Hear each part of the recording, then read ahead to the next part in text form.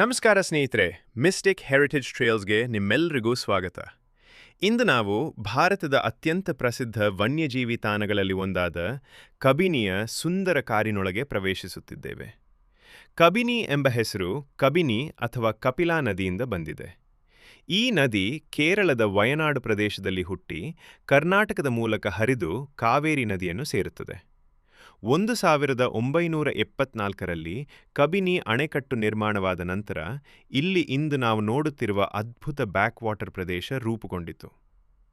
ಕಬಿನಿ ಕೇವಲ ಒಂದು ಸಫಾರಿ ತಾಣವಲ್ಲ, ಇದು ನಾಗರಹೊಳೆ, ಬಂಡೀಪುರ, ವಯನಾಡು ಹಾಗೂ ಮುದಮಲೈ ಅರಣ್ಯಗಳನ್ನು ಸಂಪರ್ಕಿಸುವ ಪ್ರಮುಖ ವನ್ಯಜೀವಿ ಕಾರಿಡಾರ್ ಆಗಿದೆ.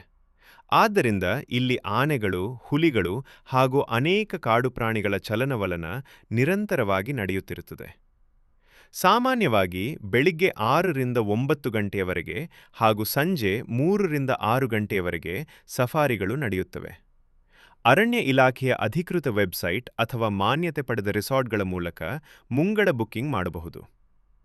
ಇನ್ನೊಂದು ಮುಖ್ಯ ವಿಷಯ, ಸಫಾರಿ ಸಮಯದಲ್ಲಿ ಸಾಧ್ಯವಾದಷ್ಟು ಮೊಬೈಲ್ ಫೋನ್ ಬಳಕೆಯನ್ನು ಕಡಿಮೆ ಮಾಡಿ. ಫೋಟೋ ಅಥವಾ ವಿಡಿಯೋ ತೆಗೆದುಕೊಳ್ಳುವುದಕ್ಕಿಂತ ಪ್ರಕೃತಿಯ ಶಬ್ದಗಳನ್ನು ಕೇಳುತ್ತಾ ಕಾಡಿನ ಅನುಭವವನ್ನು ಸವಿಯಿರಿ.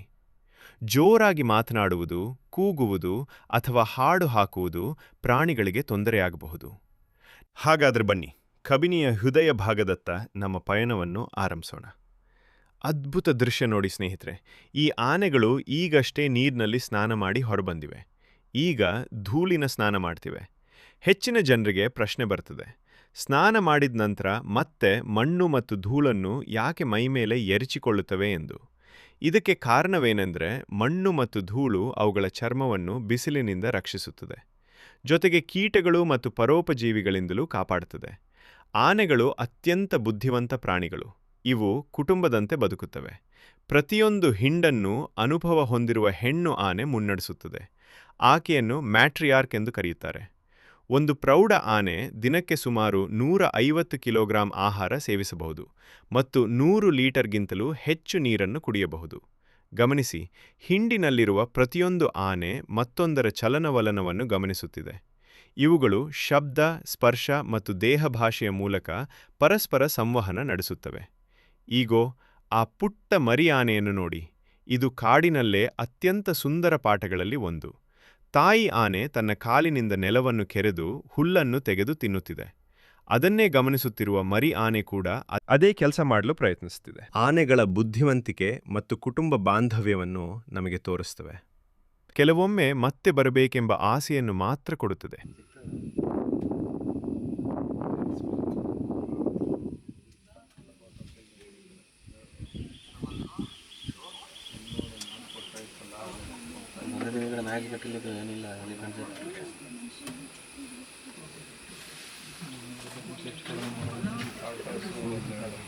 ಎಷ್ಟು ಸುಂದರ ದೃಶ್ಯ ನೋಡಿ. ಚುಕ್ಕೆ ಜಿಂಕೆಗಳ ಗುಂಪು ರಸ್ತೆ ದಾಟ್ತಿದೆ. ಕಾಡಿನಲ್ಲಿ ಜಿಂಕೆಗಳು ಹೀಗೆ ಸಾಲಾಗಿ ಸಾಗುವ ದೃಶ್ಯವನ್ನು ನೋಡುವುದೇ ಒಂದು ವಿಶೇಷ ಅನುಭವ. ಅವುಗಳ ಚಲನೆ, ಎಚ್ಚರಿಕೆ ಮತ್ತು ನಾವು ಈಗ ಕಬಿನಿಯ ಪ್ರಸಿದ್ಧ ಪವರ್ಲೈನ್ ಪ್ರದೇಶಕ್ಕೆ ಬಂದಿದ್ದೇವೆ. ಈ ಭಾಗವು ಹುಲಿ ವೀಕ್ಷಣೆಗೆ ಬಹಳ ಪ್ರಸಿದ್ಧವಾಗಿದೆ. ತೆರೆದ ಪ್ರದೇಶವಾಗಿರುವುದರಿಂದ ಹುಲಿಗಳು ತಮ್ಮ ವ್ಯಾಪ್ತಿಯನ್ನು ಪರಿಶೀಲಿಸಲು ಈ ಮಾರ್ಗವನ್ನು ಬಳಸುತ್ತವೆ. ಮುಂದೆ ಯಾವುದೋ ಚಲನವಲನ ಕಾಣುತ್ತಿದೆ. ಕೆಲವು ಎಚ್ಚರಿಕೆ ಕೂಗುಗಳು ಕೇಳಿಸುತ್ತಿವೆ. ಬಹುಶಃ ಹುಲಿ ಹತ್ತಿರದಲ್ಲಿರಬಹುದು. ಆದರೆ ಇಂದು ನಮ್ಮ ಅದೃಷ್ಟ ಕೈಕೊಟ್ಟಿದೆ. ಸಾಕಷ್ಟು ಸಮಯ ಕಾಯುತ್ತಿದ್ದರೂ ಹುಲಿಯನ್ನು ನೋಡಲು ಸಾಧ್ಯವಾಗಲಿಲ್ಲ. ಆದರೆ ಅದೇ ವನ್ಯಜೀವಿ ಸಫಾರಿಯ ಸೌಂದರ್ಯ. ಕಾಡು ಯಾವಾಗಲೂ ನಮಗೆ ಬೇಕಾದುದನ್ನು ತೋರಿಸುವುದಿಲ್ಲ. ಅಯ್ಯೋ ನೋಡಿ ಸ್ನೇಹಿತರೆ, ಒಂದು ಭವ್ಯವಾದ ಗಂಡಾನೆ. ದೊಡ್ಡ ದಂತಗಳನ್ನು ಹೊಂದಿರುವ ಇಂತಹ ಗಂಡಾನೆಗಳು ಕಬಿನಿಯ ಪ್ರಮುಖ ಆಕರ್ಷಣೆಗಳಲ್ಲಿ ಒಂದಾಗಿವೆ. ಇವು ಸಾಮಾನ್ಯವಾಗಿ ಒಂಟಿಯಾಗಿ ಸಂಚರಿಸುತ್ತವೆ ಮತ್ತು ದೊಡ್ಡ ಪ್ರದೇಶಗಳಲ್ಲಿ ಆಹಾರ ಹಾಗೂ ನೀರಿನ ಹುಡುಕಾಟದಲ್ಲಿ ತಿರುಗಾಡುತ್ತವೆ. ಸ್ವಾಗತ ಕಬಿನಿಯ ಪ್ರಸಿದ್ಧ ಬ್ಯಾಕ್ ವಾಟರ್ ಪ್ರದೇಶಕ್ಕೆ. 1974ರಲ್ಲಿ ಕಬಿನಿ ಅಣೆಕಟ್ಟು ನಿರ್ಮಾಣವಾದ ನಂತರ ಈ ವಿಶಾಲವಾದ ಪ್ರದೇಶ ರೂಪುಗೊಂಡಿತು. ಬೇಸಿಗೆಯಲ್ಲಿ ನೀರಿನ ಮಟ್ಟ ಕಡಿಮೆಯಾದಾಗ ಇಲ್ಲಿ ಹಸಿರು ಹುಲ್ಲುಗಾವಲುಗಳು ಕಾಣಿಸಿಕೊಳ್ಳುತ್ತವೆ. ಇದೇ ಕಾರಣಕ್ಕೆ ಸಾವಿರಾರು ಜಿಂಕೆಗಳು, ಆನೆಗಳು ಮತ್ತು ಇತರ ಪ್ರಾಣಿಗಳು ಇಲ್ಲಿ ಸೇರುತ್ತವೆ. ನೋಡಿ ಸ್ನೇಹಿತರೆ, ದೊಡ್ಡ ದೊಡ್ಡ ಆನೆಗಳ ಹಿಂಡು, ಎಲ್ಲೆಲ್ಲೂ ಕಾಣುತ್ತಿರುವ ಚುಕ್ಕೆ ಜಿಂಕೆಗಳು, ಸಾಂಬಾರ್ ಜಿಂಕೆಗಳಿಕೆಗಳು, ಆಕಾಶದಲ್ಲಿ ವೃತ್ತಾಕಾರವಾಗಿ ಹಾರುತ್ತಿರುವ ರಣಹದ್ದುಗಳು.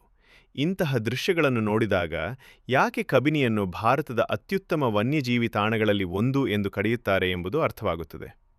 ಇತ್ತೀಚಿನ ದಿನಗಳಲ್ಲಿ ಬಂಡೀಪುರದಿಂದ ಕಬಿನಿಯ ಕಡೆಗೆ ಆನೆಗಳ ದೊಡ್ಡ ಹಿಂಡುಗಳು ವಲಸೆ ಬಂದಿರುವುದನ್ನು ಅರಣ್ಯಾಧಿಕಾರಿಗಳು ಗಮನಿಸಿದ್ದಾರೆ. ಇದು ಈ ಅರಣ್ಯ ಪ್ರದೇಶಗಳ ನಡುವಿನ ಸಂಪರ್ಕ ಎಷ್ಟು ಮಹತ್ವದ್ದಾಗಿದೆ ಎಂಬುದನ್ನು ತೋರಿಸುತ್ತದೆ. ಕಬಿನಿ ಕೇವಲ ಆನೆಗಳಿಗೆ ಮಾತ್ರ ಪ್ರಸಿದ್ಧವಲ್ಲ, ಇದು ಭಾರತದ ಕೆಲವು ಅತ್ಯಂತ ಪ್ರಸಿದ್ಧ ಹುಲಿಗಳ ನೆಲವೂ ಆಗಿದೆ. ಇತ್ತೀಚೆಗೆ ಒಬ್ಬ ಬಲಿಷ್ಠ ಗಂಡು ಹುಲಿ ಕಬಿನಿ ಬ್ಯಾಕ್ವಾಟರ್ ಪ್ರದೇಶದಲ್ಲಿ ತನ್ನ ಪ್ರಾಬಲ್ಯ ಸ್ಥಾಪಿಸಿಕೊಂಡಿದ್ದಾನೆ. ಅವನು ಹೇಗೆ ಈ ಪ್ರದೇಶವನ್ನು ತನ್ನ ವಶಕ್ಕೆ ಪಡೆದುಕೊಂಡನು, ಅವನ ಕಥೆ ಏನು, ಅದರ ಬಗ್ಗೆ ನಮ್ಮ ಮುಂದಿನ ಎಪಿಸೋಡ್ನಲ್ಲಿ ವಿವರವಾಗಿ ತಿಳಿಯೋಣ. ಆದ್ದರಿಂದ ವಿಡಿಯೋವನ್ನು ತಪ್ಪದೇ ನೋಡಿರಿ.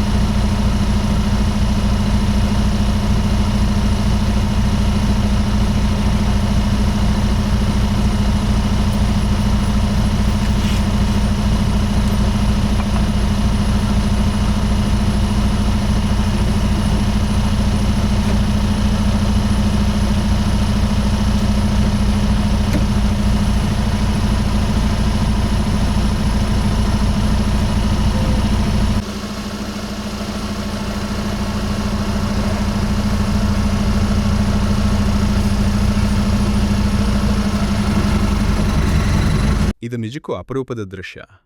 ಒಂದು ಗರುಡ ನೀರು ಕುಡಿಯುತ್ತಿರುವುದನ್ನು ನಾವು ನೋಡ್ತಿದ್ದೇವೆ. ಸಾಮಾನ್ಯವಾಗಿ ಇವು ಆಕಾಶದಲ್ಲಿ ಎತ್ತರಕ್ಕೆ ಹಾರ್ತಿರುವುದನ್ನು ಮಾತ್ರ ನೋಡ್ತೇವೆ. ಆದರೆ ನೆಲದ ಮೇಲೆ ಇಳಿದು ನೀರು ಕುಡಿಯೋ ದೃಶ್ಯವನ್ನು ನೋಡೋದು ಬಹಳ ವಿಶೇಷ. ಅದ್ಭುತ ದೃಷ್ಟಿಶಕ್ತಿ ಮತ್ತು ಬಲವಾದ ಗರಿಗಳನ್ನು ಹೊಂದಿರುವ ಗರುಡುಗಳು ಕಾಡಿನ ಆಕಾಶದ ರಾಜರು.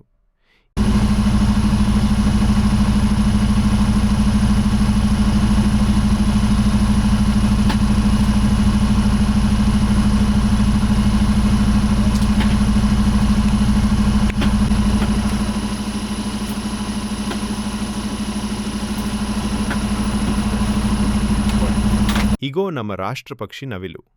ನವಿಲು ಕಾಡಿನ ಪರಿಸರ ಸಮತೋಲನದಲ್ಲಿ ಪ್ರಮುಖ ಪಾತ್ರ ವಹಿಸುತ್ತದೆ.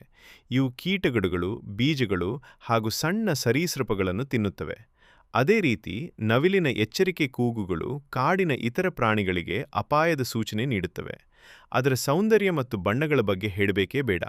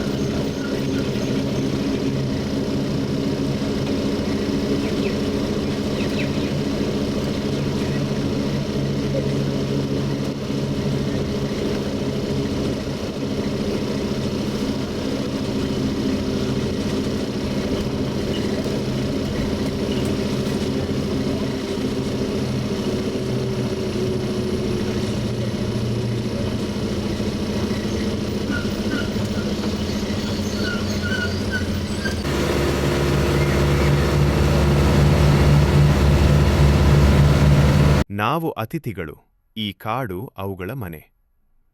ಹಾಗಾದ್ರೆ ಬನ್ನಿ, ಕಬಿನಿಯ ಹೃದಯ ಭಾಗದತ್ತ ನಮ್ಮ ಪಯಣವನ್ನು ಆರಂಭಿಸೋಣ. ಸ್ನೇಹಿತರೆ, ನಮ್ಮ ಸಫಾರಿ ಈಗ ಅಂತ್ಯಕ್ಕೆ ಬರುತ್ತಿದೆ. ಈ ಹಸಿರು ಪರಿಸರವನ್ನು ನೋಡಿ, ಈ ನೀರಿನ ಪ್ರದೇಶಗಳನ್ನು ನೋಡಿ, ಈ ಕಾಡಿನ ಜೀವಜಗತ್ತನ್ನು ನೋಡಿ. ಇವೆಲ್ಲವೂ ಪ್ರಕೃತಿಯ ಅದ್ಭುತ ಸಮತೋಲನದ ಭಾಗ. ಹೆಚ್ಚಿನ ಜನರು ವನ್ಯಜೀವಿಗಳನ್ನು ಮನೆಯ ಸಾಕುಪ್ರಾಣಿಗಳಂತೆ ಭಾವಿಸುತ್ತಾರೆ. ಆದರೆ ನಿಜ ಏನೆಂದರೆ, ನಾವು ಅವುಗಳ ಮನೆಗೆ ಬಂದಿದ್ದೇವೆ, ಅವುಗಳು ನಮ್ಮ ಮನೆಗೆ ಬಂದಿಲ್ಲ. ಆದ್ದರಿಂದ ಅರಣ್ಯಕ್ಕೆ ಭೇಟಿ ನೀಡುವ ಪ್ರತಿಯೊಬ್ಬರೂ ಅತಿಥಿಗಳಂತೆ ವರ್ತಿಸಬೇಕು. ಶಾಂತವಾಗಿರಿ, ಕಸ ಎಸೆಯಬೇಡಿ, ಪ್ರಾಣಿಗಳನ್ನು ಹಿಂಬಾಲಿಸಬೇಡಿ, ಅರಣ್ಯ ಸಿಬ್ಬಂದಿಯ ಸೂಚನೆಗಳನ್ನು ಪಾಲಿಸಿ.